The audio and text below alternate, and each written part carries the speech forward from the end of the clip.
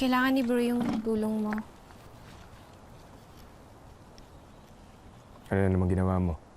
Diba sabi ko sa'yo, huwag masyadong diligan. Hindi, may parang anak siya. Ay, ayun oh.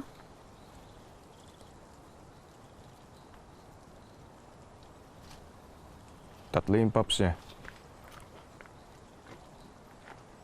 Hiwalay ko na. Teka lang. Baka mapano si Bro ha? Hindi ba kaya mamatayan? Di ba mahirap mamatay ang mga brumilyad? Pag tinanggal ko yung pops ni Bru, manganganak ulit siya. Ah, okay. So, Pops pala ang tawag dyan. Yes. Pops also refers to offsets that form of the base of certain plants. Katulad ng brumilyad.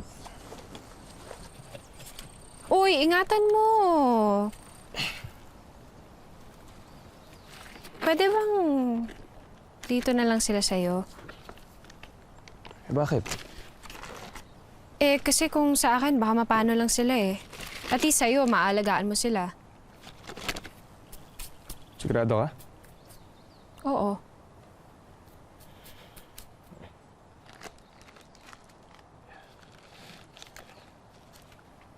Alam mo, may Chinese proverb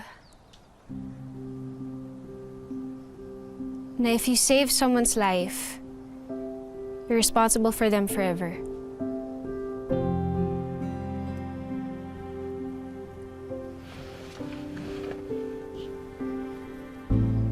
Peace. Tsaka, akin na yung bato ko. Bumalik ako dito, Jessie. May nakalimutan kasi ako eh. Naisip ko nga na naiwan mo tong tent na to sa pagmamadali mong umalis. Hindi naman yung tent ang binalikan ko eh. Wala na dito si Malu. Pumunta na siya ng Maynila. Paalis na rin nga ako eh. Tinitingnan ko lang ang tong paligid sa huling sandali. Alam mo, lumungkot din tong lugar na to nung mawala kayo. Bumalik ako dito, Jessie. Sa pagbabakasakaling baka maabutan pa kita dito. Hindi ko na kasi alam kung saan kita hahanapin sa Manila. Paalis na rin ako eh. Ayoko kasing mag-drive ng gabi.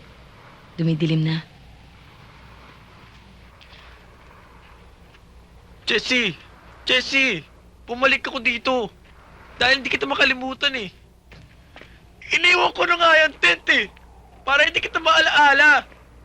Pero bakit ganun? Lahat ng babae mga salubong ko sa kaya Maynila, parang ikaw. Maski saan ako tumingin, sa harap, sa likod, sa kaliwa, sa kanan, ikaw ang nakikita ko eh. Maski anong isipin ko, ikaw na iisip ko. Para kang alkitran na nakadikit sa utak ko. Para kang video na replay sa ulo ko. Buti pa gitare. Pwede tigilin sa pagtugtog. Pero ikaw, para bang utak mo nakadikit sa utak ko. Jessie, tulungan mo ko. Tulungan mo ko makalimutan kita.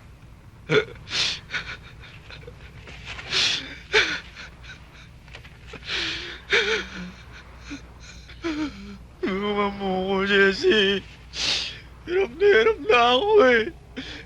Jessie! Tulungan mo ko! Tulungan mo ko! Jessie! Tulungan mo ko! Jessie! Tulungan mo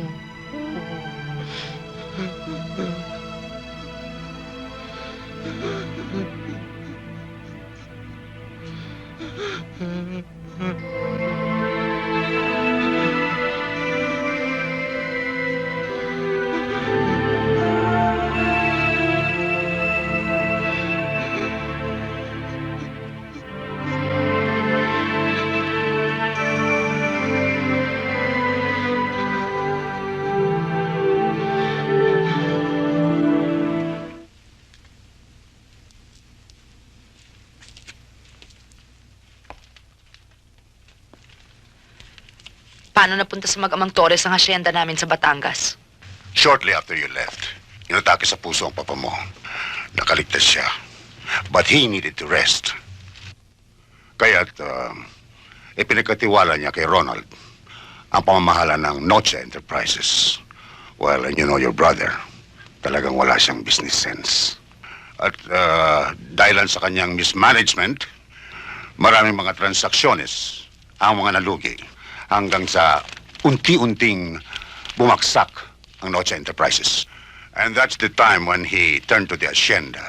At pati na nga yung mga share ni Venerando Torres ay nautang niya. Anong karapatan ni Mang Vener na magkaroon ng share sa Hacienda Noche? Well, your father made him his industrial partner. Ano? Bakit? Dahilan siguro sa mahusay mamahala ng hacienda ang magamang Torres. Lalo na yan si Edwin. Kilala mo si Edwin, hindi ba? Magaling na bata yan si Edwin. Napakagaling. Palibas ay matalino. He graduated with the highest honors. That's not enough para gawin silang kasosyo. To think na pinag-aral lang siya ng papa. Ira, matagal nang pinutol ng kapatid mo ang scholarship ni Edwin. At ang lahat ng kanyang tinatamasa ngayon ay bunga ng kanyang sariling pagsisikap. You mean, attorney, talagang wala na kaming pag-asang mabawi ang hacienda? It's all there in black and white.